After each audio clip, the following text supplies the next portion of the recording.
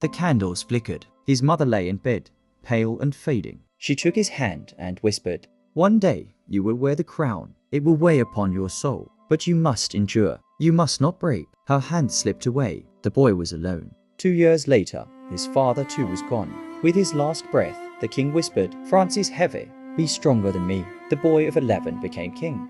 He wore the crown, but others ruled. Greedy lords robbed the treasury. They raised the taxes, burdened the people. The boy watched in silence, fire burning in his eyes. Years passed. He grew into a man. At last, he rose against the traitors. He cast them out. He sat on the throne, truly a king. The people cheered his name. In the shadows of a dark hall, the banished lords gathered. Their eyes burned with envy. Their voices dripped with venom. They placed a vial in the girl's hand. "Pour this into his wine." They whispered, "Let the king lose his mind. Let France lose her crown." She trembled, but she obeyed. The trap was set.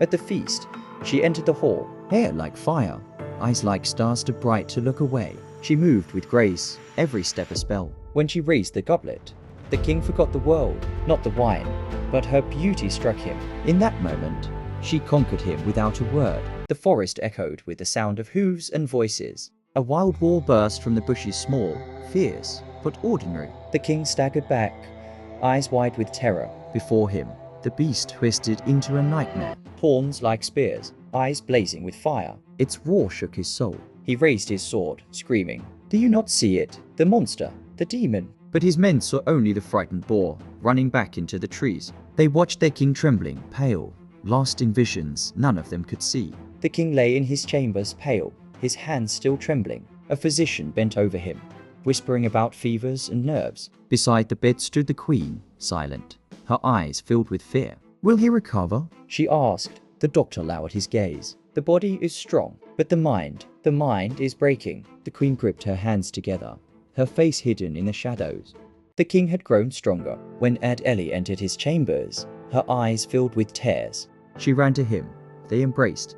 Their lips met joy, relief, love. For a moment, the world was whole again. Then her voice broke. "Ordered me to poison you, to drive you into madness. I swear, I did not want this. I love you." The king froze. His hand shook. The goblet slipped from his grasp, shattered on the floor. Wine splashed like blood on the stone. "No," he roared, hurling the table aside. His cry filled the hall's fury, betrayal, disbelief. In the dungeon, Ad-Eli wept, her hair like fire, now tangled, her face wet with tears.